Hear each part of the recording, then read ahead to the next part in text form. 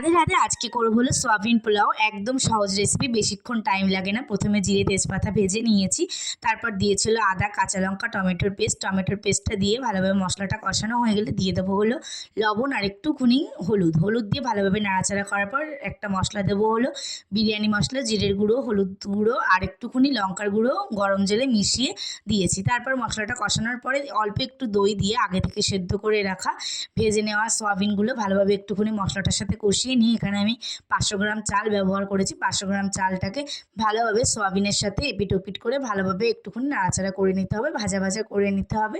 বেশিক্ষণ না, 1-2 মিনিটের জন্য করলেই হবে। তারপর এখানে পরিমাণ মতো জল দিয়ে দিতে হবে। আমি এখানে 2 কাপ চাল নিয়েছিলাম বলে 4 কাপ জল, মানে 1 কাপ চালের জন্য 2 কাপ করে জল নিতে হবে।